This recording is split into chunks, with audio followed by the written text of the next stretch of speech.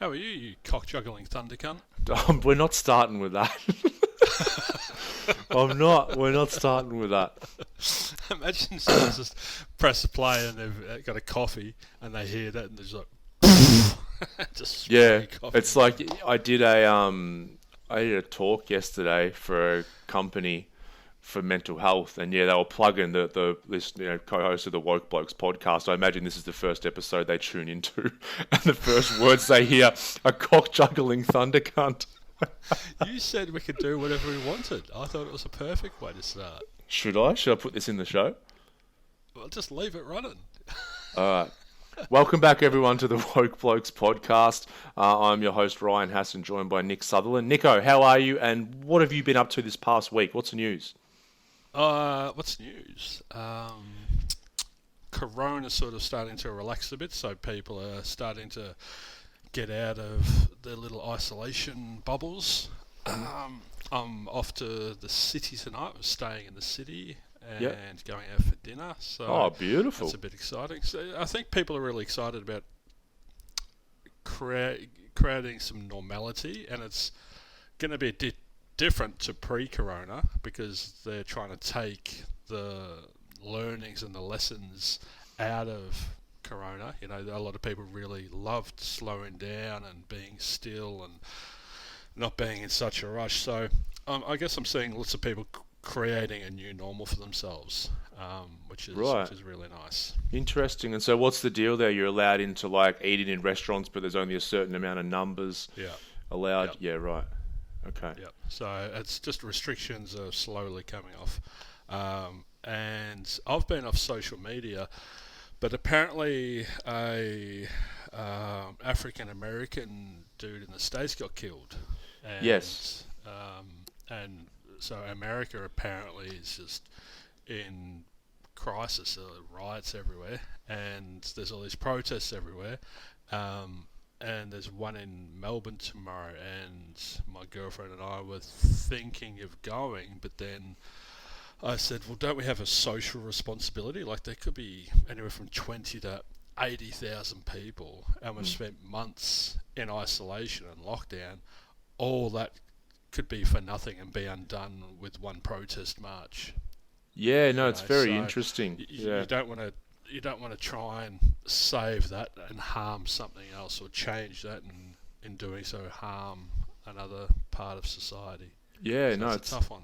it's super interesting to watch because yeah, there's like these riots and protests in massive numbers over there, and it's funny with the how much the media and the news influence what people think about.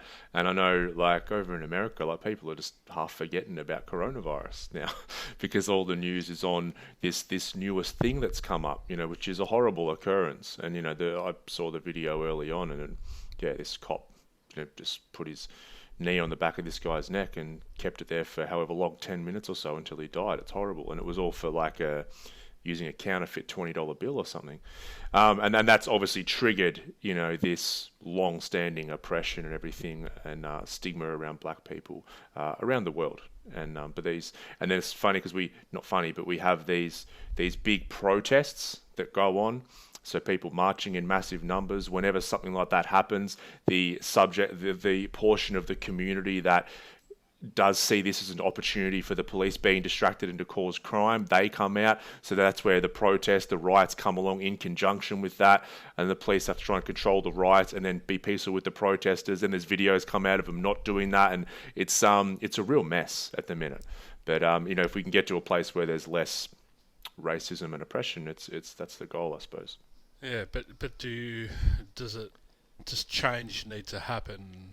Does violence and discord and anarchy need to be part of the change process? Like, it's a really interesting one. Of course, there needs to be change around how African Americans are treated, and Indigenous people all around the world are treated, Mm. especially in Australia as well and South Africa. But does because Rodney King died, and then there was massive riots after that. Nothing really changed. Mm. So it's how do we affect change in a really constructive way, and is that possible? Like, can we do it peacefully? Well, it's so hard because I was saying that these big groups and people are getting together and trying to share a message and peacefully protest. But the issue is when these peaceful protests take place, all the people who aren't so much fighting for a cause, they're literally looking for an opportunity to loot places because the police are distracted, that they come in conjunction with that. And then the news Yeah. focuses on all the rioting, right? And so then it becomes like this, the story is mainly about the rioting, when initially I think it was just people wanting to peacefully protest that things need to change. So that's why it's interesting to watch. To me, looking at it, it's just another byproduct of us living in such large, massive global societies where people of numbers, and it's like I was watching, like I think it was yesterday, because on Tuesday, a lot of people to raise awareness were doing Blackout Tuesday, which is just posting a black square on social media, and many people were doing it. Like my feed was just black squares. So it's just an awareness thing. And then Right. apparently that was. Now I'm not deep into this because I don't spend a lot of time delving into it, but from what I saw, that was to do with the Black Lives Matter movement in the States. But then some information came out that Black Lives Matter was funded by someone else. So all these conspiracies and everything start, whether it's true or not. So then all this backlash, people were hating on the people that were posting the black square who were trying to raise awareness. And it's like, I'm just watching this going, we can't get on in these big groups because people, they have to find an opposing opinion. Even if two people are on the same side, when you get to a certain amount of numbers, people just start arguing and forgetting what they're fighting for. But as soon as it turns violent, as soon as it turns into riots, you've made it about you instead of about the actual cause. Mm. You're not fighting for the cause. You're fighting because you want to be angry and you want to hurt someone. So you're actually making it about you instead of Yep. the issue that Yeah. needs changing. So yeah, it's so interesting to sit and observe the human nature. Everyone goes back to their base animal human nature, and it's just we go back to pack mentality, and it goes back to a lot of the people that get caught up in these riots and everything wake up the next day and go, what the fuck happened? Did I really do that? Like they literally lose their minds. Mm. They and a mob that big creates an energy, and people get swept away in that energy so easily. Yeah. So People in like the soccer riots and that kind of thing. And yeah, you hear those reports. Very peaceful person who's never been in a fight in their life, but when there's this energy of this thing going on, they're picking up chairs, and they're like, they get taken over by the energy. It's like on the other end of the spectrum, there's this video, I don't know if you saw it around a year or two ago, of this person, and I don't know if they're at a festival or where it is, but it's a large group of people, and this one person, everyone's sitting on the ground, one person gets up and just starts dancing. And like everyone starts looking at them like, oh, they're a bit weird, and they just keep dancing. And then eventually one person joins in, and then two, and then everyone's just dancing. And even the people who originally were like looking at them like, oh, I'd never do that, what a weirdo, they're up dancing because that energy just keeps building and building and building. that's awesome. I've seen it on a train, a similar thing. They did a social experiment and filmed it, and one person started laughing on the train and laughing hysterically, and then turned and started nudging the person next to them, and they started laughing at the person laughing, and then the person over there started laughing. And a couple of minutes, the whole carriage was pissing themselves laughing at just nothing. Absolutely nothing. But it's an amazing example of how powerful that energy is, and if you come at something with a destructive energy, it's gonna go into violence, it's gonna go into harm, it's gonna go into, because you're not only hurting others, you're also hurting yourself, on a deeper level. So being, I guess, transferring this to the listeners and what they can take out of it, it's really important to check where you're coming at things from, what energy are you bringing, and a good way to visualize that and check in on it is to just imagine there's this ripple effect coming out of you, and just imagine whether it's red or whether it's green. And so whenever you're going into a situation, you go into work, what colour would my energy ripple effect be? Would it be green and healthy and positive, or would it be red and angry and destructive? And that's going to come from whatever's happening in you. Yeah, 100%. There's a I've been chatting about this with clients yesterday, and it probably a bit of an add-on from last week, but a quick little one that is very powerful. So you are holding a cup of coffee when someone comes along and bumps into you, making you spill your coffee everywhere. Why did you spill the coffee? What would you answer? Why did you spill the coffee? Yeah. Um, well, So you're standing there holding a cup of coffee, someone yeah. comes along, bumps into you, coffee spills out. Why did you spill the coffee? For me, it's like a non question because the coffee's spilt. I don't really need to know why. But I'll say that like because the person bumped into me. Yeah, which is the most common answer. But you spilled the coffee because there was coffee in the cup. Right. So had there been tea in the cup, you would have spilled tea. Had there been water, you would have spilled water. The point is, whatever is inside the cup is what will spill out. Therefore, when life comes along and shakes you or bumps into you, which will happen, whatever is inside you will come out. So it's easy to fake it until you get rattled. So we have to ask ourselves, what's in my cup? When life gets tough, when what spills out? Is it joy, gratitude, peace and humility? Or does anger, bitterness, harsh words and resentment come out?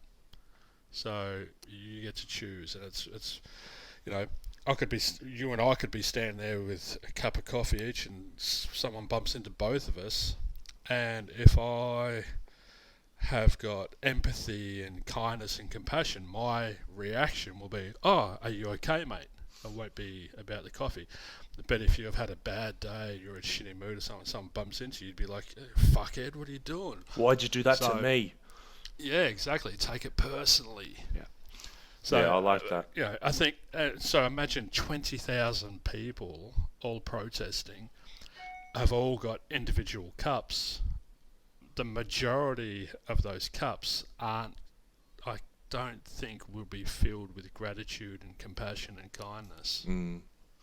Yeah, So, no, I totally agree, and that's why these talking about the group energy, like a lot of group and mass meditations some studies have been really interesting. Like thousands and thousands of people that gather together just to simply sit and meditate for the purpose of peace and harmony. You'll find in those cities crime will drop for the period that they're doing it, which is fascinating. Now, the issue with that is when they stop, the numbers tend to go back up. So I think this is about really integrating that into our state of being. But it's a really important thing to note because it's the getting together with an intention. yeah, but we are all just energy. We're all vibrating at a certain frequency, and I think if we can do more to check in on our energy and to make sure our energy is coming from a healthy, happy space, S.N. Goenka, the dude that spread Vipassana across the world, he did an amazing speech at the UN. It's on my website actually, but basically he said, before we can have peace on earth, we need to have peace within ourselves. And that's so true. We can't have peace out there while we're all walking around with anger within us. It just doesn't. The math doesn't add up. Like I could not agree with that statement more. It's so true. People just want to go out and fight for things and change the world, which there's nothing wrong with, but not until we've cleared out our own internal state.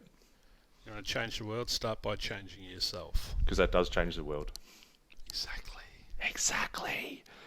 The funniest, just to finish up on that topic, the main thing that got me yesterday, there's like a page on Instagram, it's like the Seinfeld Daily, it just has a little funny Seinfeld, one little part of an episode, and they just posted the black square, and then I just saw someone had commented, and they're like, how irresponsible of you to support this movement, because don't you know it's funded by, I don't even know who the fuck it was, someone, blah blah blah. Anyway, they're just on this bloody rant, and then the Seinfeld Daily just replied and said, I hope you care and are as passionate about racism and inequality as you are about me posting a black square on my Instagram page. Which is just, they just lost sight of like anything to do with the bigger picture and just went, you need to be doing something different. So, yeah. But is it negative people will find a problem for every solution. Yeah. Yeah, their reticular activating system is set up to find that negativity, and they will find it because it's out there. So is the positivity, though. Yay!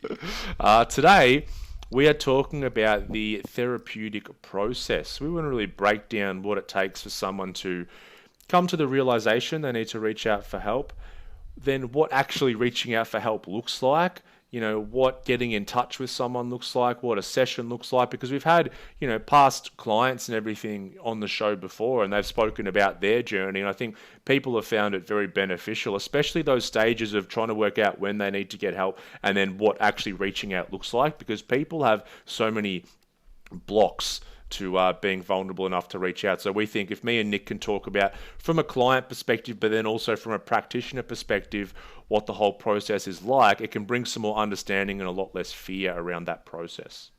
That's it. The whole purpose of this podcast is to try and facilitate change, and to give people some tools and resources to help them to just feel a bit happier.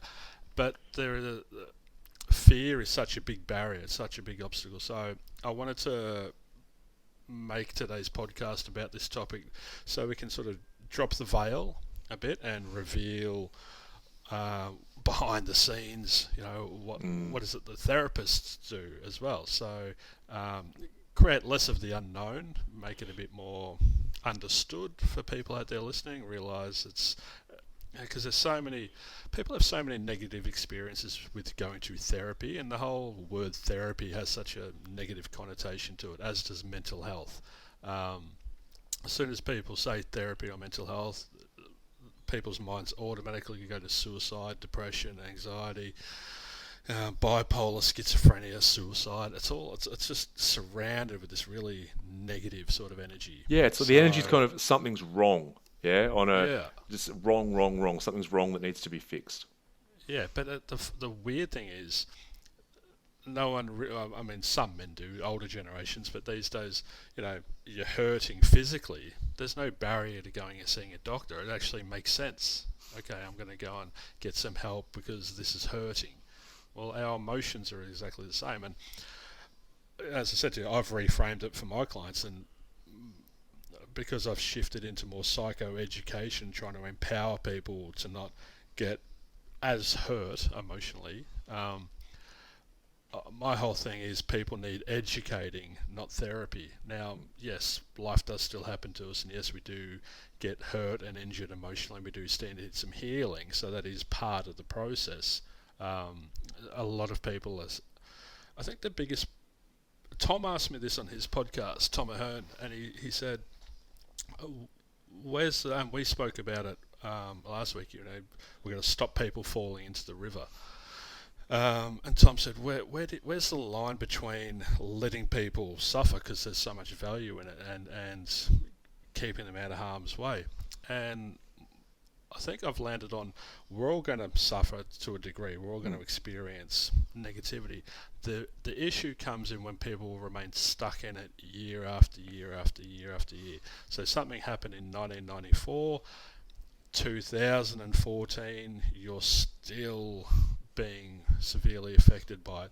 That's where I guess you could call it therapeutic intervention or healing needs to come in. I'd call it just freeing someone from that experience. And yeah, so sometimes clients come in and they need to be freed from an experience to many different degrees. But for me, it's more important now to teach people how to manage what's going to happen in the future and not be as affected by all of that. Yeah, 100%. I think like it's a massive combination of these things. It's like if I'm still stuck in the past and playing out patterns, I need to go back and address why and let it go. But then also I need to then start to just focus on what am I doing in the present and the future and have those tools. Because otherwise I'll just, like I say this to clients all the time, it's like we can clear up all the baggage from the past, but if we don't have the tools to manage ourselves, we're just going to accumulate more. It's like, I don't want to fucking see you in 10 years. Like, I'd like to see you. I'd like to catch up. I'd like to catch up. We can go and have a beer and a chat, but I don't want to see you because you're in the same place that you were when you came in a couple of months ago or however long it was. That's why I completely changed my business model 2 years ago, however long it was, because I realized I was helping people to get out of their suffering, but I wasn't changing or helping them to change the way that they perceived life events. Mm. So because they were using the same patterns and same filters and same thinking styles, they'd go back into their suffering and come back in next time life happened and, oh Nick, I'm stuck, I'm suffering. Mm. So it just made sense to me to go, right, well, shit's going to continue to happen. Let's just give you ways to, learn how to surf those waves instead of getting drowned by them. Yeah, absolutely. And I think I agree with you with, at what point do we draw the line? It's like humans are going to suffer. Like I can't see just humans not suffering at all. It just seems to be part of the experience. It's the But first noble truth in Buddhism: to live is to suffer. As soon as you Buddha, have choice, you have Buddha was suffering. on point.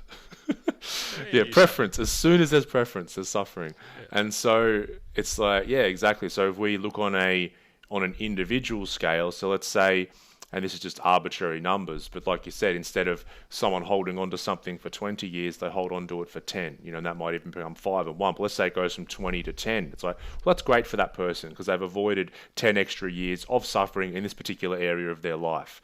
But then if you look at a scale of all of humanity, what if all of humanity did that?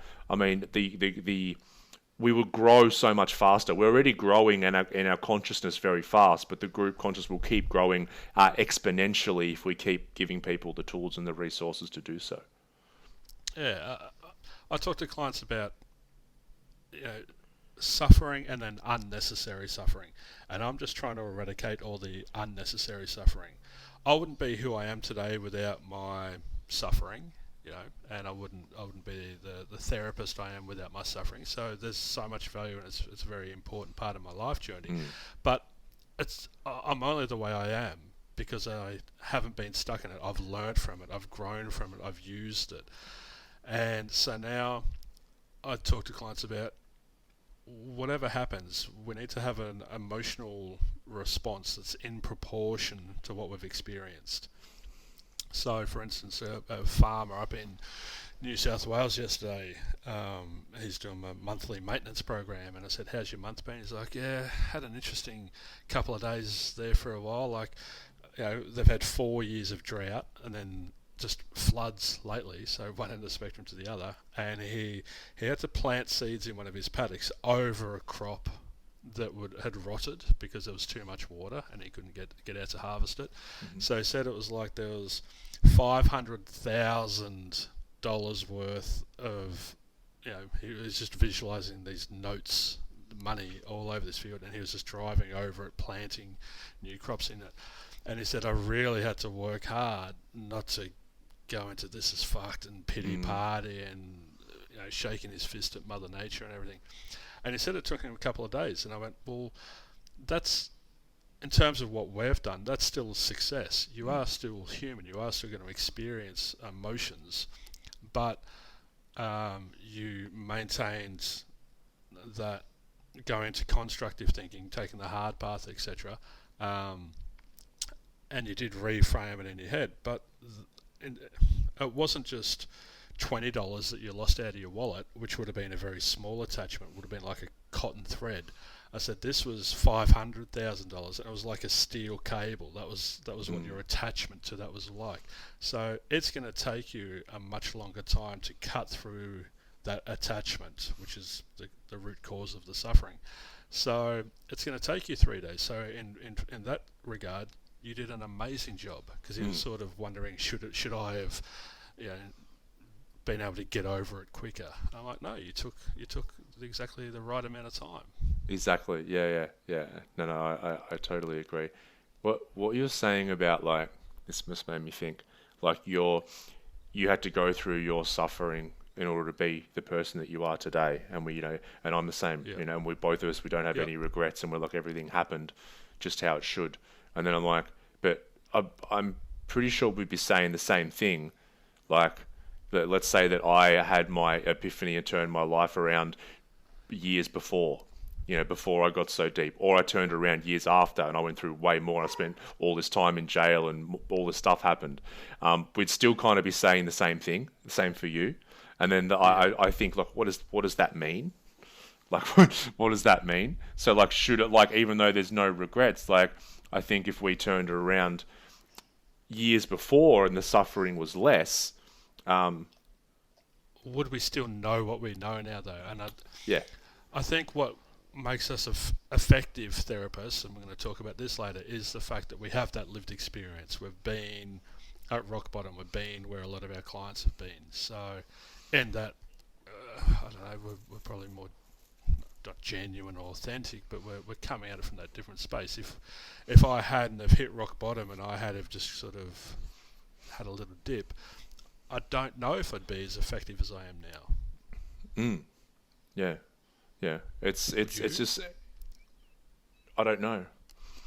Because that version of me, let's say that multiverse theory is correct and there's all infinite versions of us living in infinite realities, then there is versions of us who've been through that. And so it's like, they'd probably be saying, I'm in the perfect situation to do what I'm doing now, whether it be the same thing or something different.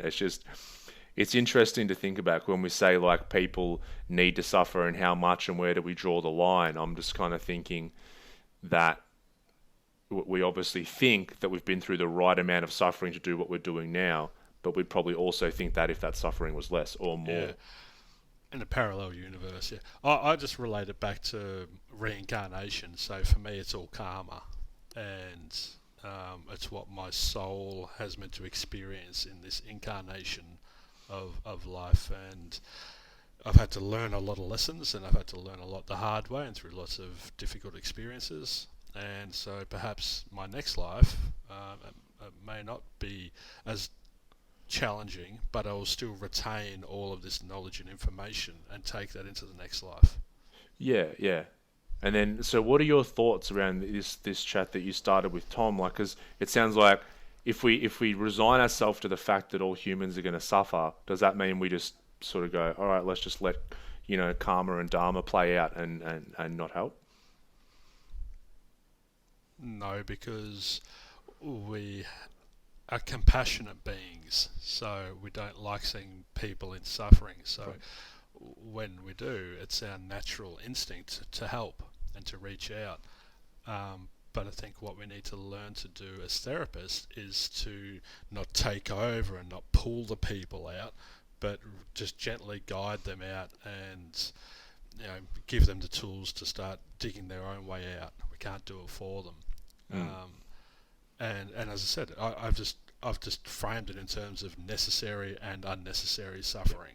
So there's your necessary suffering. Here's some tools to work that and to manage it and to reduce it next time. But here's a way out of your unnecessary suffering as well. Which does just help for everyone's evolution. And whether I'm the same as you, I believe we're here for some sort of lessons for the evolution of our soul. Whether you think we're just here for the one time as a human, we're still here and evolving. And it's like when we reduce that suffering, it means we can overcome whatever challenge we're faced with faster. And all that means is we get to go to the next challenge. Because like people have this idea in their head that I just want to get to the point where I have no problems. I'm like, well, when you're dead, you'll have no problems because life's about it. Disappear in a cloud of glitter. Then that's enlightenment. Yeah, exactly. So that's like if we shorten the period of suffering with whatever the problem we're presented with, then we overcome that problem and get to the next one. So instead of labouring on a problem, a current problem for 20 years, we might be able to get through 4 or 5, and all of a sudden we just keep evolving as we tackle bigger and bigger problems. That's the thing. The problem's never what we think the problem is. It's not that we didn't get what we wanted, or it's not that someone said something negative towards us or anything like that. That's problematic on a surface level. The problem is our inability to continue moving forward and not take it personally, or to overcome or maneuver around or work our way through whatever it is that's put before us. And go back into talking about trust as well from last week. I think if we can lean in and start trusting ourselves a bit more instead of I can't do this. I hear that so many times. Everyone's carrying around these massive too hard baskets that they're so quick to put everything into. No, I can't do that. I don't know how to do that. Of course you don't. You don't know how to do it until you know how to do it. But you're not ever going to know until you get out there and give it a crack. So it's so true. We have this thing as a culture where we have to be good at everything. Like and I had this when I was a kid. Like we'd try all these different sports, and whatever sports I wasn't good at immediately, I would quit. And I was Yeah. speaking to this about a client last week, and she was having similar thing. It's like if I'm not immediately, an expert, then I'm no good. And I'm like, do you understand how irrational that is? You want to bypass the learning process of becoming an expert and just be one straight away. And now we apply to that with like the farmer, doing that really hard, mental rep. Yeah. And people learn these things about mental and emotional health and just want to be an expert straight away and be enlightened. And I'm like, man, it's not going to happen. We just want to we need to gradually learn and get better and better, and that's what the process is. And you and I are still And on that the process. same thing with relationships. People are so quick to throw away a relationship. They just expect it to be smooth sailing and good and nice, and they want all the nice bits, but they're not prepared to do what it takes to actually build and create a really strong, resilient, healthy, loving relationship. So Yeah, we're such a discarders these days. And did you just use the term mental rep before? I think You so. did. You said with the farmer doing the mental rep. Yes, I'm getting into your head. Yes. Yeah, I'm doing mental reps about mental reps. No, I've never heard. it's a great analogy. Yeah, I just like the any analogy that we can use with like physical health to mental Yeah. health. It just helps people understand. Like we've spoken about on the show before about, if we see someone's got a fucked leg and they're limping, that's very visible. We can see that. If someone's got a skin disease, we can like see that. It's very visible. But with our mental and emotional health, we can't often visually see it. So it's good to use these analogies. And I like the like when there's a rep that's just really heavy for us and we can't Well, lift and we just and have so to. many of us aren't using our brains. I talk about the hard path and the easy path, that it takes no effort or energy to go into that easy, destructive thinking where we're blaming or judging or taking things personal, thinking things are fair and unfair, worst case scenario, all these cognitive distortions. It's so easy to use them. And so if the mind is a muscle, we're not exercising it all throughout our whole entire life, yet we're walking around with an expectation that I should be mentally healthy and resilient and able to overcome these challenges and all that stuff. So once again, the math isn't adding up. So with Myndfit, it basically does what it says. It's getting people mentally healthier and fitter and stronger and exercising by doing those mental reps. There was one the other day. What was it? This client. She sent me a text message saying, "Hi Nick, I might be 5 minutes late," and I was like, "No problems." And she actually got there on time, and she comes in, and she'd only had one session. She'd had her first discovery session, and then she came in for the first week of her 6 week program, and she said, "Oh my god, it works," and I'm like, what works? What's going on? What are you talking about? And she said, I jumped in my car, I went to the petrol station and filled up petrol, and I saw my tyre was flat. And in the past, which is a tool I give them, I would have, oh no, and she would have gone to the worst case scenario. It's the worst, it's fucked, it's terrible, I'm not going to get there, and beat herself up and blah, blah, blah. But after one session, the biggest thing she took away from the first session was that she doesn't have to be perfect. So she took all that pressure off herself. And taking all that pressure off herself, she was able to stay more present and in the moment and solution oriented instead of problem oriented.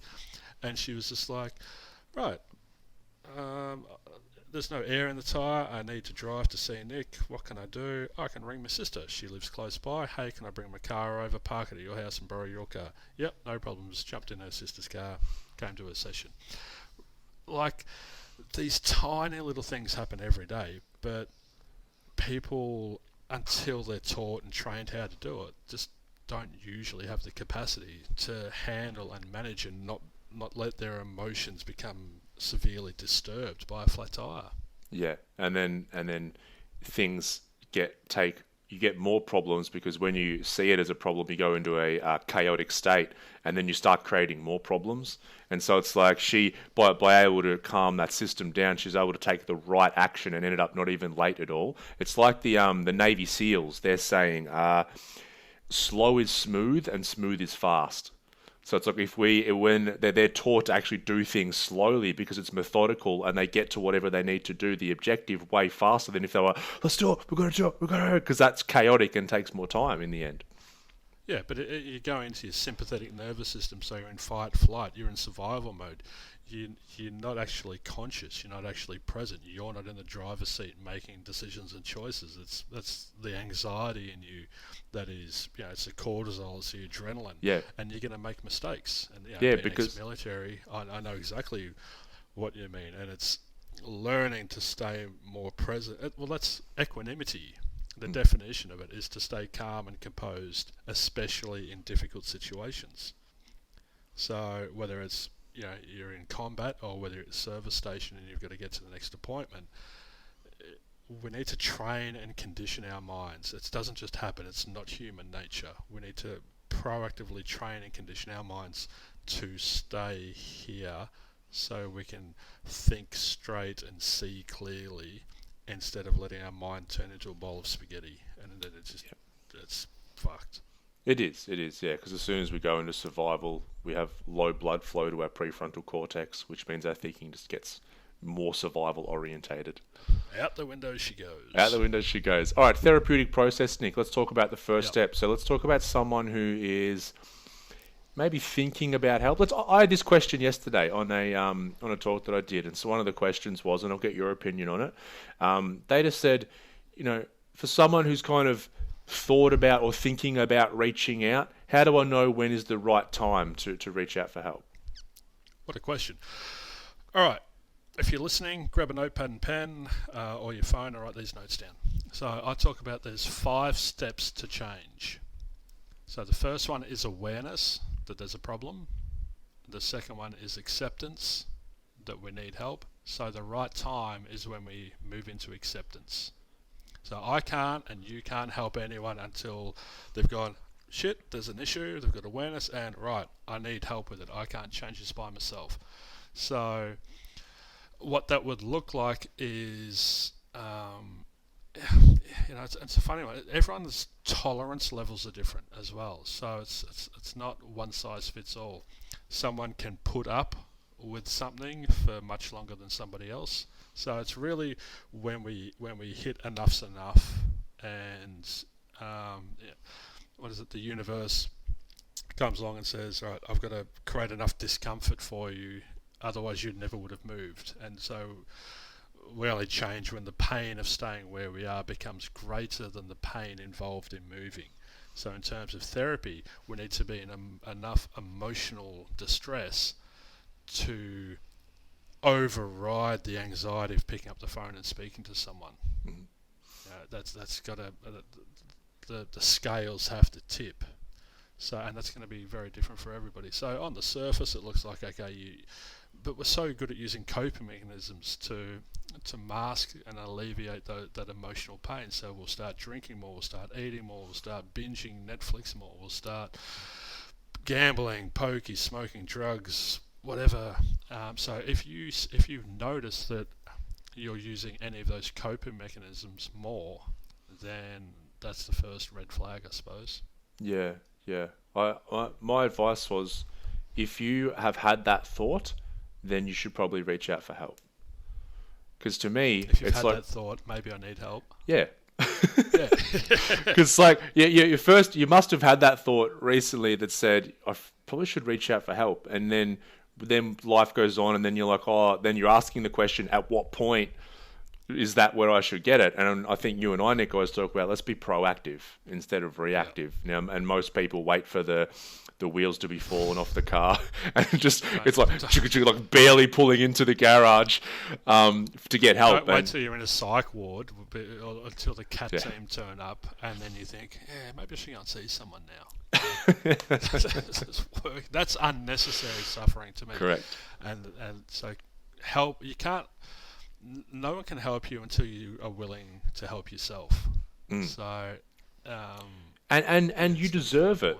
I think that's where some people get caught up as well. They might think, I should really reach out and speak to someone, and they think, things aren't bad enough, or my life's okay from the outside. What do you hear the most when the number one reason people don't want to get help, whether it's speaking to a friend or family member or to a therapist? Well, there's reasons that I hear, and then I see the real reasons underneath. A lot of people No, what say do you hear? a lot of people say other people have had it worse. Yep. So they're So comparing. they Yep. compare what other people have been through. A lot And of what else? guys say, it's nothing I can't handle by myself. Yep. That's That's a that. beauty. That's an absolute beauty. I've been trying to work this out myself, and I can't. I'm like, that's because your It's mind because you're got a you into the builder. problem. You're not going to be able to think your way out. You're digging a deeper hole. A lot of people will say, oh, they think they're just going to come good. They think that things Yep. are like gradually, incrementally getting a little bit worse, and they think that they're going to get better. Whether it's, I've got my holiday in 2 months' time, and I'm going to Thailand for 2 weeks, and that I'm gonna That'll fix it. oh, that'll fix it. We're Yep. moving into a new place in 2 months, and that'll fix it. So a lot of people, Something external will change, so then that'll yeah, make me feel better. Yep. which will when we get into what an actual session looks like, that's normally one of the first things I speak about with people. Which we'll get into. So yeah, I hear There's one more. There's one missing. I don't want to appear weak. That's sort of what you said earlier. Um, I don't want to burden anybody. Yes, yeah, yeah. I don't That's what I want to be left a out. burden. Everyone's got enough on their plate. I don't want to put any more on. I don't want to be a problem for anyone else. Mm. And it's such an interesting one because I know it's back to self-flagellation almost. Mhm. It's that I'm just going to suffer in silence. Um, it's almost I'm not worth being helped really. And so if anyone's listening and if any of those thoughts have come up in their head, please acknowledge that they're not helpful. They're not Mm. going to help you. They're creating um, they're limiting your capacity to actually improving and get healthier. So And yeah, oftentimes we've got we feel comfortable in our suffering as well, and we don't like to admit that. That's something very very hard to admit, but we feel comfortable in our suffering, and I think we know if I reach out for help, I have to be vulnerable, and I'm going to have to be uncomfortable thinking and doing things a different way. And oftentimes we scurry back to that comfort of suffering as opposed to opening ourselves up. And I think that's when we say, because it's so funny the term that I don't want to burden other people. I had that thought when I started becoming a full blown drug addict that I don't want to burden my mum and dad, so I won't speak to them. It's like that was honestly what I felt. It's like I don't want to burden them. Like I can't let them. I don't want to stress them out and let them see what I've become. So let's just not talk to them for 6 months. And that won't stress and burden them at all. but that sums up. We're not thinking straight. We're not No. thinking logically and rationally. So Yeah. yeah, it's And an so someone interesting will one. say that like I don't want to burden, my wife or something. But by not addressing it, you're burdening her more. Yeah, Because over time things you're going to treat her not as well, you're not going to treat yourself as well, the kids as well, and more drinking, all of this kind of stuff. So it's the opposite of what you're saying the excuse is. but then there's some people. There's a minority of people who go to the other end of the spectrum and they get addicted to the therapeutic process. They get addicted to talking about their suffering, Hmm. and they'll be in therapy for 10 years, every week or every fortnight. I'm like, oh, it's terrible. What are you Yeah. guys doing in there? How much suffering have you experienced? How stuck are you? Just catching Uh, up for a chat. It's like you're just paying someone to be a friend for an hour a week. but and so there's I guess what we're trying to uh, talk about here is finding a balance. And we both talk about proactive. I help my clients through the initial program to get back to ground zero, as we call it. And then the maintenance program is all about keeping them on track and working that proactive way.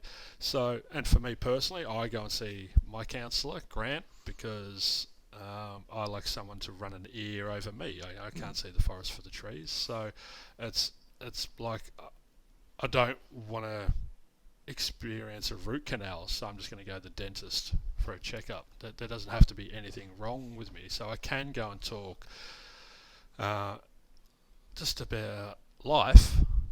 There doesn't have to be a problem when I go. I go once a month, and yeah, there's rarely ever an issue, but it's just good to go and I walk away going, yep, my mind is still in good shape.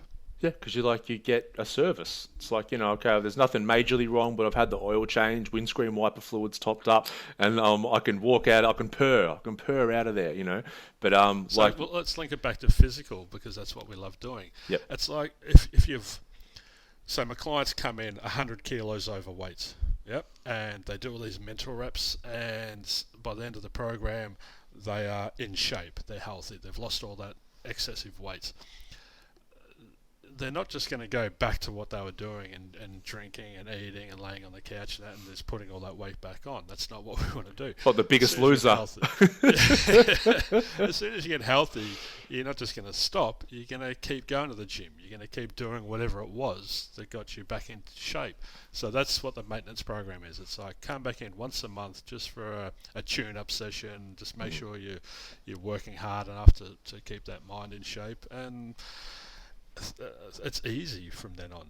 Yeah, and I think for people, like if it's reaching out in the first place, it's just like that person who had the question, like, oh, I think I might need to reach out for help, but how do you know it's the right time? And I say it's the right time now because it's like, let's say when your pants don't fit. Yeah, like say you've gone up one belt size, you've put on 5 kilos, and you're like, I think I should probably, get my diet and exercise sorted out. It's better to do it then, like we said, make it 50 kilos, 100 But kilos overweight. if you're listening to this, think of whether you're the person that would go, right, I'm going to reach out and hire a personal trainer or I'm going to go and see a nutritionist, or whether you think, right, I know how to do it, I'm just going to do it myself. I talk about it in terms of working hard versus working smart. So paying a professional to assist you is going to help you to work smarter because you're going to become more knowledgeable and more empowered and have these tools for further down the track. If you keep thinking you can do it yourself, it's like me going, I want to build a house. Yeah, I'll give it a crack. I know about wood and there's nails and I might need some concrete. I've lived in one. Yeah. I've walked past them every day. So if it's not in your skill set, even if it isn't your skill set, like I go and speak to someone. Like it's just, I really would like people to create a shift in the way that they perceive it. And it's not a cost. It's not people say I can't afford it as well. It's like, well, if you're looking at it as an expense, you're doing it wrong. If it's an investment in yourself, and I had one guy in particular, I made him add up all the money he was spending on cigarettes, alcohol, gambling, and all that, and he came back in and I said, I don't want to know the number, but can you afford my program? And he's like, yes, I can. Yeah, probably 3 or 4 programs because he was spending so much money on these band-aids and coping mechanisms that he was thinking I can't afford it, but he realised what he was spending there he could actually invest in himself in a healthy way. Yeah, and it can be hard to quantify for a lot of people. For me, with a lot of clients, it's easy with drugs because someone's spending $300 a week on drugs, like the cigarettes and booze, you can quantify that, but we really just need to stop seeing it as an expense and an investment. It's like that. If you talk about good money management, you want to be spending money on things that appreciate in value and not things that depreciate in value. And if you keep doing that over time, you'll find yourself all of a sudden, oh shit, I'm in a really, really good financial position. Well, we need to just see that mental health stuff, it has a flow on to every other area of our life. Like it has a flow on to the way we eat food because we want to treat ourselves better. These destructive habits that we want to put in, stop doing. So I think just seeing it as an investment is so important. Sick days at work, the relationships we're in, how we are with our kids and partners and family. The very first thing I talk about is the number one fundamental is priorities, and if you're not prioritizing your mental and physical and nutritional health, aka your well-being, that ripple effect that you're going to put out is going to be a red one. It's going to be negative and toxic, and it's going to have a really detrimental effect on everything that's going on. I had a client years ago before I even had programs, and I figured out I've seen this dude for 12 months. I could probably turn this into a program and package it and make it easy for people. And I said to him, mate, how much would you pay for this? And he's like, Oh, I can hear him doing the calculation in his head. He's counting up all the sessions we'd had and how much they were. And he said, "Oh, $1,000 or something." I said, "Okay. And what have you gotten out of this?" And he's like, "Well, what do you mean?" I said, "Well, how are you? How are you now compared to before?" And he's like, "Well, I told you I was a couple of weeks away from going broke and shutting my business down. My missus was going to leave me. I was going to end up in a psych ward." I'm like, "All right, so yeah, he's going to lose his kids." And I said, "So how much would you put on all of that?" He's like, "Well, you can't. It's immeasurable. It's priceless." I went, "But you did. You just said it's $1,000." Hmm. And he's like, "Oh fuck. Oh, you got me." And I said, "All right, so how much would you pay to not lose all of that stuff?" And he said, "Well, I'd pay anything." And Yeah. I said, "There you go. All right." Yeah. It's so we have this we're obsessed with this time and money thing. Like it's It's just horrible. it is horrible and we're so married to it. I would get it all the time with the center. Like we'd say, program, is this much so how many sessions and how long do the sessions go for, how many infrared saunas, and I want to calculate all the hours and work out per hour. It's like, do you want to like get off drugs and not be suicidal? Like, like it's just you're already looking at this thing the wrong way. When I had my first session with Melissa, I remember because I went back. Obviously, I was staying at a bloody hotel with a bunch of other drug addicts, and I've come back and I've had this bloody religious experience, a rebirth, and I was like, I was cautious because I so wanted to explain things and I knew they wouldn't get it and I knew I had to just try and cut ties. And I remember now saying that it was like amazing. And like, oh, how much was it? I'm like, oh, it was like $300. Like, $300? My God, that's so much. And I Bought said, heaps of gear. and I yeah, could have bought a half ball for that. What are you doing? And I said at the time, and it's funny because I haven't thought about this in a long time and I still stick true to that. I said $300. I said, I would have taken out a mortgage and paid $300,000 for that. And they just thought I was being an absolute dickhead. I look back now and I still hold very true to that statement. Yep.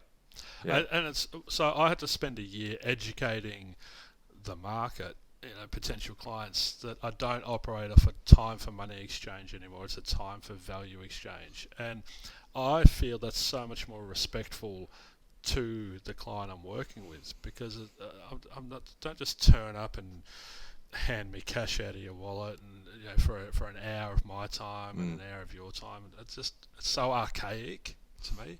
It's like, right, where you're at is point A, where you're at is point B. Point B is vastly different to point A. I've spent a lifetime creating a methodology that's going to get you from point A to point B. Let's value you and let's value me and let's value the whole bloody thing and just get to work. And the same, I've got clients leave that say, I would have paid 10 times what you asked because it was so valuable. And it's a gift that keeps on giving. It's like sets them up for the rest of their life. Which is the definition of an investment. Exactly. Exactly. So Let's talk about the process now of actually reaching out. So let's say someone comes to a realization where they've just had the thought that they're getting a bit mentally and emotionally out of shape, or like you said, they have noticed coping mechanisms getting a little bit out of hand. Drinking, drugs, cigarettes, shopping, gambling, sex, food, all that kind of stuff, and they do want to get out, get help. What does that process look like from their point of view and from our point of view? yeah, so picking up the phone, speaking to a complete stranger, it takes a level of vulnerability. And as a therapist, that's the first thing in my mind is this person is exposing themselves and is being very vulnerable. And so my role is to honour and respect that. And I don't just want to go.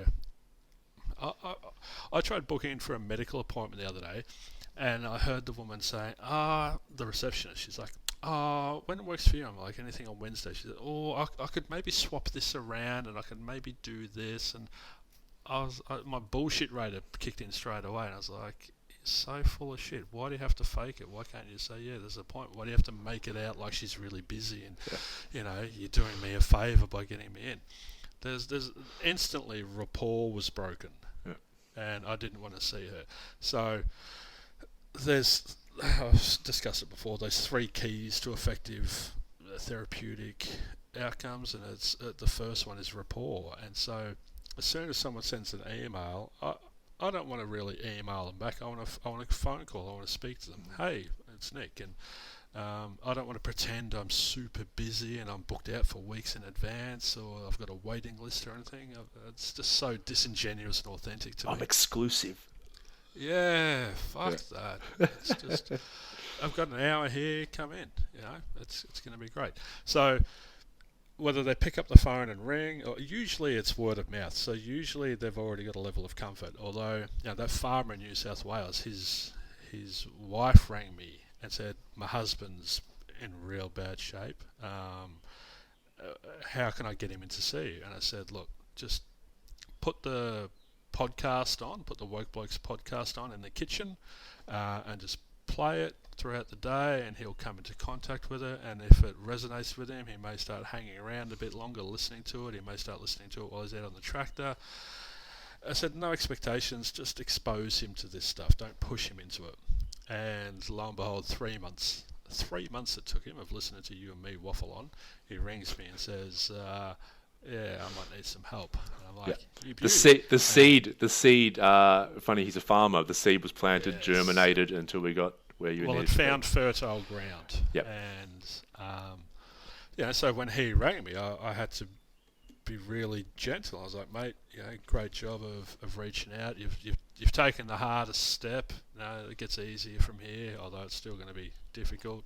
And I just explained my process and said, look, there's no expectations or obligations. I said the first step is just have a 90-minute discovery session just so you can learn more about me and I can learn more about you and what are you bringing to the table. So instantly I'm already putting some accountability onto them.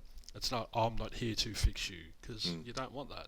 It's, what are you bringing to the table? I want to hear how much underlying emotional intelligence you've got that isn't being tapped into. And if you just want me to wave a magic wand and fix you, then we're not going to work. I'll refer you on. But if you go, yep, I'm willing to do what it takes, then bang, all right, well, here's your options. So that's what my process is like.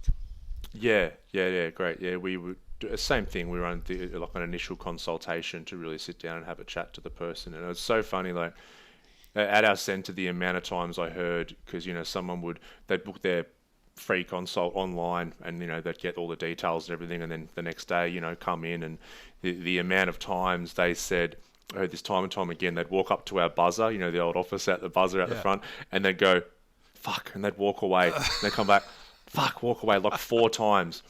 Why? Because they'd been in situations before where they'd walked into somewhere that was so clinical, and they felt like they felt like they were judged. They felt like they were, like an inconvenience of the person's time, which is like that booking experience that you had, because they don't know what's on the other side of that door. Yeah, and it takes so much vulnerability to get out of your comfort zone and do that we become very much more scared of being hurt or judged in that situation. Now, if they knew on the other side of the door is me, like waiting to give them a hug, or whoever it was, Melissa, Chanel, Denise, Heidi, then and that was the response that we got. They're like, I finally came in, like this. And then bang, they're like, hey, you're, whatever, we know their name, blah, blah, come in, do you want a drink? And you give them a hug, and all of a sudden, everything can calm down. And then it's a process of chatting, like with you do with the discovery session, what's your story? Where are you at? This is what we do. Yeah. Where do you want to be? And every client that walks through the door, I respect them so much because of the strength it took for them to reach out. Because we had to do the same thing at one point, and we know how fucking hard it is. Yeah. But the biggest thing that comes back from my clients is, and you said the word before, there is no judgment from me. There's no good or bad or right or wrong. It's just, it is what it is, and we're just going to work together to get you out of there. But I had this 72-year-old client yesterday. He's an absolute ripper, this bloke. He's 10 weeks into his 12-week program, and he goes, Nick, are you qualified to do what you do? I'm like, 10 weeks in and you're asking this? And I said, yes, mate, I am. Why do you ask? And he said, well, and I'd never heard this. He goes, I've got this theory. It's the Titanic and Noah's Ark theory. I'm like, where are you going with this? And he said, the best accountant I've ever known wasn't a qualified accountant. The best architect I've ever known wasn't a qualified architect. And he said, all the experts built the Titanic and it sank on its first trip. And Noah, some dude, just built the ark and, Went it great. lasted 40 days or whatever. And I was like, are you giving me a backhanded compliment here? It's like, yeah, well, I've seen so many psychologists and psychiatrists, and he said none of them have ever been able to help me to get to where I am and do what I've been able to do like you have. And I said, well, that's a lot. That's lovely. I'm very happy for you that you've experienced that. And he said, yeah, but the difference is that you're coming at it from such a different angle. You're coming at it much softer and gentler and kinder, but you're also doing it with accountability and without judgment. And I think it's a really important quality to have in helping people, is to help someone feel safe and secure, yet to help them to continually get out of their comfort zone as well. It's a very fine balancing act. It is, but it's like, it makes so much sense. Like, it's like I'm sure you get the same thing. When I hear that from people, I just love your different approach. I'm like, what the fuck are other people doing? How is this a different or an alternative approach? It just makes complete common sense to me. I've learnt what other people are doing, and there's so much I don't know, and there's so many different fields and so many more knowledgeable people than me doing amazing things. So I'm never going to sit here and, as I said, throw stones at anyone. But in terms of general mental health, which is my area, and in that depression and anxiety and so on and so forth, if you go to a psychologist, a lot of psychologists, you're going to get Freud thrown at you. It's going to be linked back to your mother. It's going to be Skinner. It's going to be, it's going to be someone else's philosophy of what, or just someone else's opinion of what they think, and you're going to get put into a box and you're going to get labelled and you're going to get judged, and it's going to be, let's figure out who to blame, and all right, and people just don't like that anymore, I think. So why I think there's this shift into the lived experience practitioners is because we are coming at it from that place of empathy and compassion and understanding, and that's probably our most effective tool, I think. Yeah, and that's why for me, like, if I'm trying to, learn something now or whatever it is, I will just jump online and find different online resources. Who do I feel really connected with? Who do I gel with? And it's not a question of, I don't want to see every qualification they've got. I just want to know what their life's been like and what they've overcome and what they do now. And I think so many more people are doing that now. There's a real shift going on. Yeah. And it's for the better, I think. Yeah, 100% for the better. Okay, so I think key takeaways, the reaching out for help is one of the most, I suppose, anxiety-producing ones, like picking up that phone.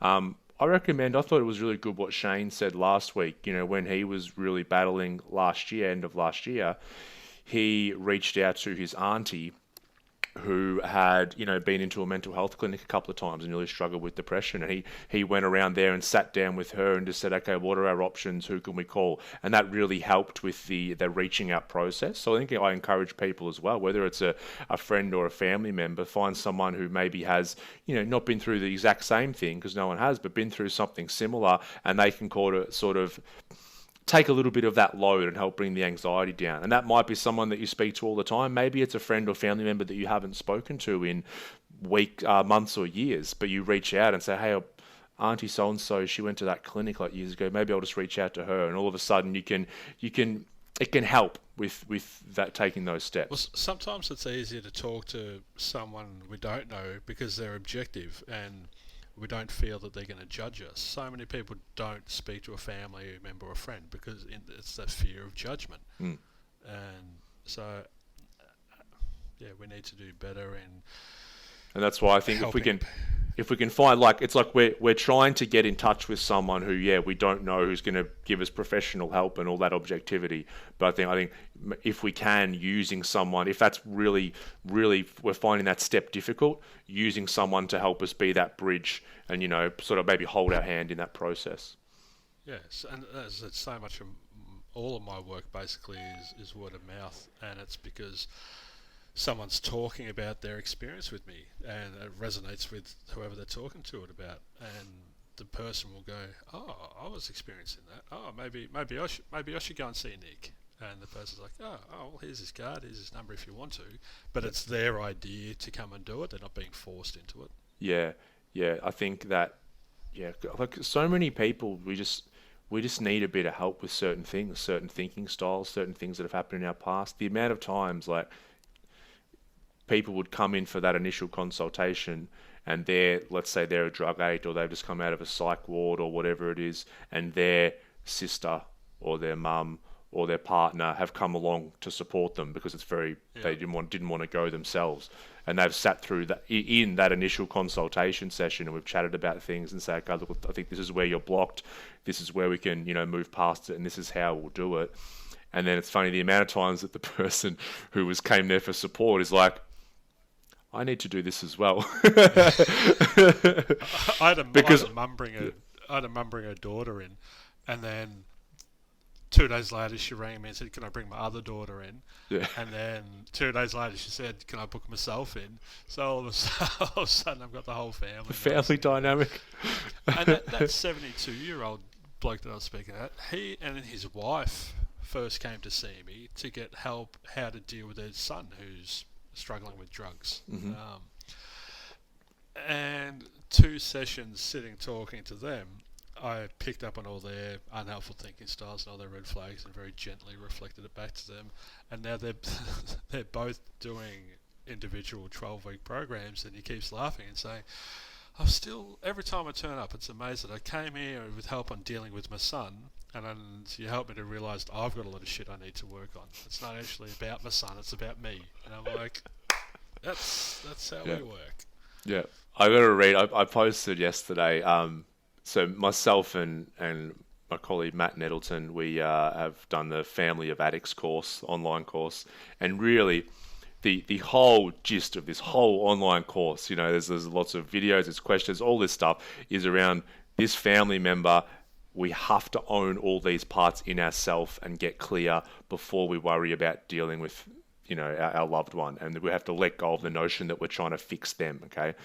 And that's like you said, that's the whole message. And we got a comment, I'll just read it out now, on the course, and this is the exact.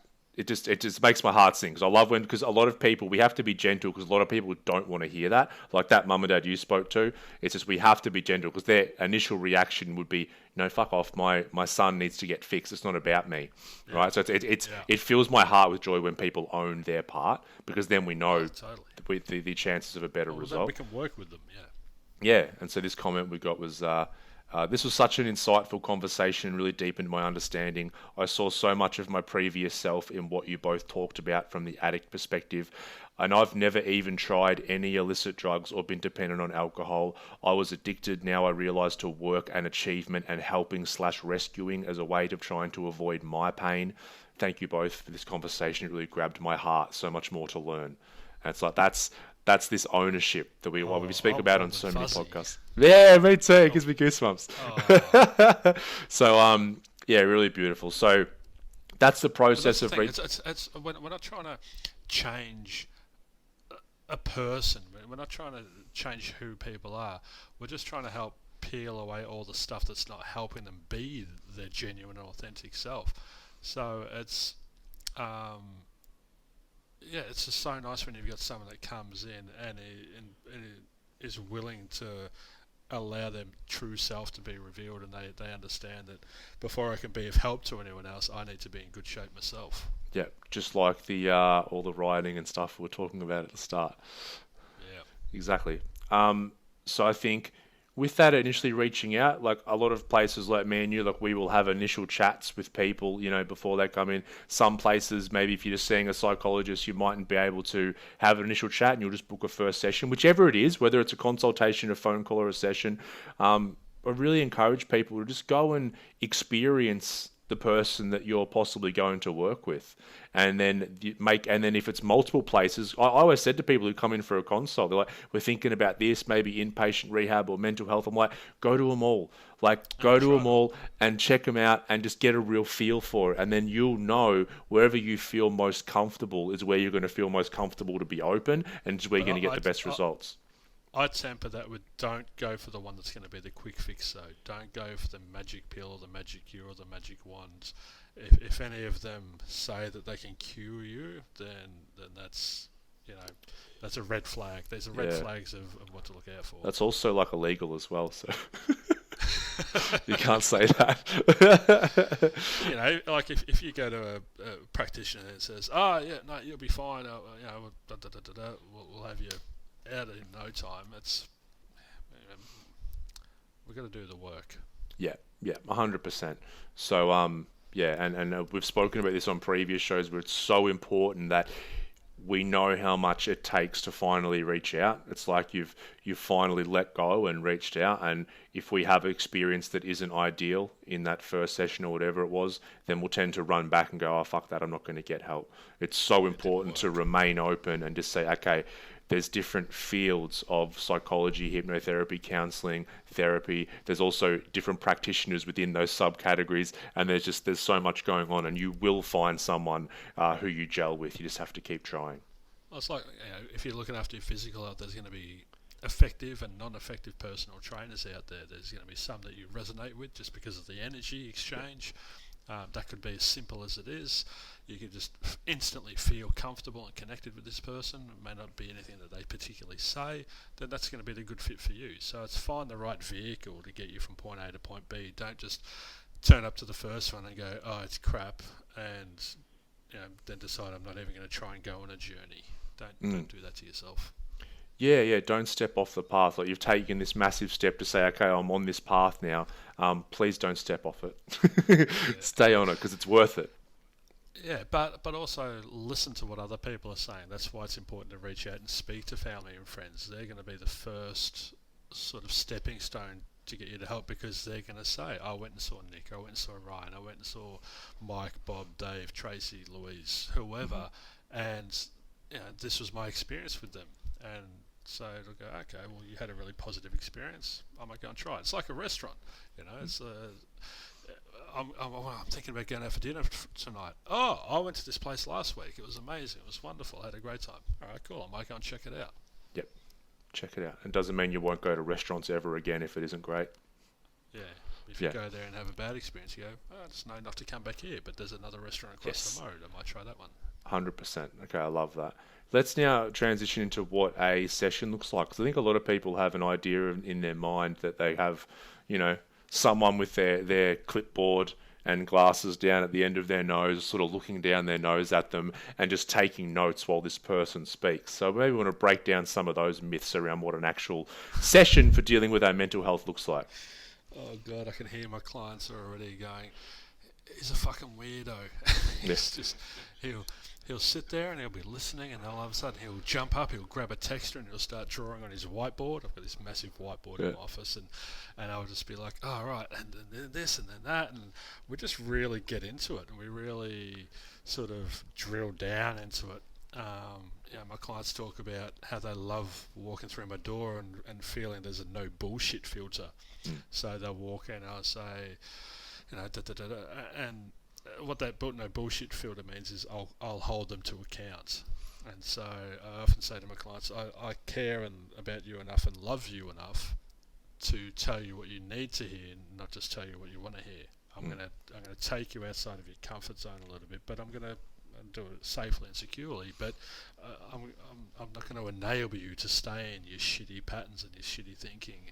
I'm going to call you out on that stuff. And Because that's what life's doing, isn't it? Life's just, yeah, and but socially in themselves, there's letting those stories continue. nothing changes if nothing changes. So if I just sit there and nod and go, oh yeah, no, that sounds terrible. It's terrible that they did this to you. Mm. That doesn't work for me. I'm going to go, like, it sucks that it happens and you wouldn't wish it upon anyone, but it has happened. We can't change it. But what we can change is how you feel about it and how you perceive it and how you go moving forward as a result of having been through it. So let's figure that shit out. Yeah, let's take ownership. Yeah, very very Yeah. similar from my point of view. We do. I think you call discovery. I do an audit on someone's mental and emotional state and also their life, because we don't do that. We very rarely sit down and say, all right, what's happening in all areas of my life? What's happening with my Yeah. thinking, my emotions, my relationship, my work? Let's really get into this stuff. And most people haven't done that in years, if ever. Right? And like we've spoken about so much before, it's like I want to be happy. I demand that life make me happy. Yet I'm not going to spend any time looking at my life and what actually makes me happy. And then for me, it's about explaining that look, we experience three things in this thing called life. We experience events that happen. So that's things are happening out here that get filtered in through my senses, and there's shit happening all the time. There's people, places, situation that are happening. We know that. Second thing we experience is thoughts. So this thing up here generates words and images, and it doesn't seem to shut up very often. It keeps narrating my existence. We know that we have thoughts. And the last thing's our emotions. We know that we feel things. If we pay real attention, we'll know that we're feeling something all the time, but normally we really notice it when we're at the extremes, right? Hang on, are you saying men have feelings too? No, Or this is is it just just women women? I'm talking about. No, men don't. Right, because men don't have feelings, do they? Or these emotions or anything? They don't have them. No, as I said, just Oh, women. good. Phew. Just I was women. worried. Yeah. I So thought I was a bloody Sheila then. no, blokes, just tune out. Like, turn the podcast off. We're not talking about you here. This is just Yeah, ladies. yeah. No. I said to someone the other day, if you've got a physical body, you have physical health. I said, if you have a mind and a brain, then you have mental health. And they sat there and they were just, can you say that again? Like, if you've got a body, you have physical health. If you've got a mind, you have mental health. But isn't mental health for people in psych wards? This is That's what we're dealing with. mental This is what we're illness. dealing with. Yeah, this is what we're dealing with. Okay, anyway. Yep, moving forward. Sorry, I've just That's got it. my 10 o'clock chat trying to enter our meeting. Oh my. They're keen as Bring mustard. him in. Bring him in. Bring them in. No, Well, I've today. only got 14. I've got 14% battery on my laptop. Okay. So Well, let's get so I tell people there's three things that we notice, right? Our events, thoughts, yeah, and emotions. Now, what happens? We go through our life and we don't pay too much attention to our thoughts and emotions. We simply think they're us and we're playing them out. And then events happen in the world which cause disturbances in those two. And it's because we don't like that or it's uncomfortable, we start just trying to change at the events in our life. And that's why we're always searching for the next thing. We're always searching for maybe I need a different job, maybe I need a different girlfriend, maybe I need more money, maybe I need that new car. And then the issue is whenever we get the new car, it works a little bit. And that's a problem. I wish it didn't, because that's a problem. When it works a little bit, we're like, it's like that quote at the end of last week's episode. It's like that fleeting happiness we get when we get that thing that we're looking for is just the end of desire. It's just desirelessness in that moment and letting our happiness come it's forth. just a little burst of dopamine. A little burst of dopamine, which goes away, and then we obviously need the next thing, and then people Yeah. live their life that way. If we But it's start funny, to, 'cause yep, the definition of happiness is to be content, and yet we have these attachments to desires and desired outcomes, or we have attachments to aversions and not wanting that or this to happen. So we can't be happy unless we create contentedness within ourselves. yeah, content. I don't even like the word happy. I love the word content though, even though they mean the same thing, because Yeah, content is just everything's fine. yeah. It Everything's speaks fine. of inner peace and calmness and serenity, and happiness Absolutely.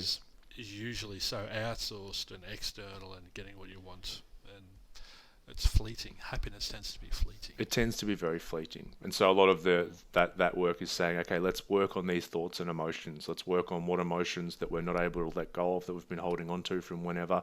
What are these thinking styles that we need to change up, and new neurological pathways we need to lay? Because as soon as we get that stuff sorted, then those events in our life, which we've spoken about this many times, they start to look very, very different. And that doesn't mean we don't make changes in our life, but it just means that we're looking at things from a much better filter. Yes. Well, I think we both work in such very similar ways, but with different methodologies slightly, I think. Yeah, But because that's the beauty. because we've had different experiences, and I think, What? and I yeah, we have, and God, it's and so profound. and that's why it's so important just to find that person that you're like, hey, this is a person I feel comfortable with. This is a person that I can open up to, and this is a person that I'm willing to do the work with and have this relationship with. Because that's what it is. It's this relationship where it's not some codependent relationship. It's a relationship where we are going to challenge the way that you've been thinking and feeling because we want something better for you and because you want something better for yourself.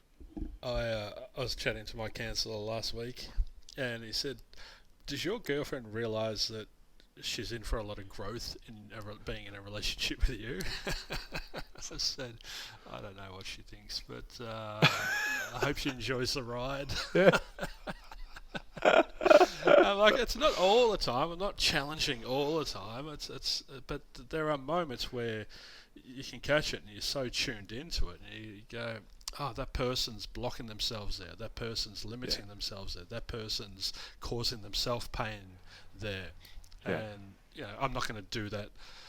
I'm not going to therapize my family and friends and girlfriends. So, but sometimes in the course of a relationship or a partnership, you need to challenge people, because that's where the growth really lies. So 100%. I just love it when I get a client that comes in and just hands themselves over to the process and is just lets go completely and says, "Nick, I'm in your hands." I'm like, let's take this puppy for a ride. Yeah. Yeah. It's this allow. I love when someone comes in with that energy of just I'm allowing this to happen and I'm engaged in it. It's a really beautiful process, and it doesn't have to be scary. People, Yes. this idea that it's going to be scary and hard, but it's also I'm sure you do as well. Have a lot of laughs in your sessions. I think humor is very Oh, important. yeah, yes. Yes. All right, let's wrap it up. If you guys listening have any questions about the therapeutic process or the reaching out process, if you have any questions, shoot them through. Like DM us on Instagram. Just do that. It's the easiest way. Woke Blokes Podcast, the Centre for Healing or Myndfit. That's Myndfit with a Y because it's my mind. I learnt that from last week's show. You're so learned and wise. All right. Thank you, everyone. Yeah, and if you listen to the show, give us a review. We get all these comments, people saying it was a great episode. Well, bloody go and review it, for God's sake. Scroll down on your podcast app, give us a 5 stars, and just give us a review. If you review, then we'll read your review out. Give us 4 stars. I'll take 4. No, I'll take 5. Oh, so demanding. I'm a none or a 5 guy. I don't know if I could ever give a 4. All or nothing. Yeah, Just give it what you think. It's your stars, so whoever's listening, just give it what you think. Stop telling them what to do for us. We'll receive 1, 2, 3, 4, or 5, and we'll be grateful for any of them. And there'll be, as long as it's matched with some constructive feedback. Thank you. Yes. It was fucked. Yeah, that's not very constructive, is it? No, not super constructive. No. All right, we'll see you all next week. Peace out. Peace out.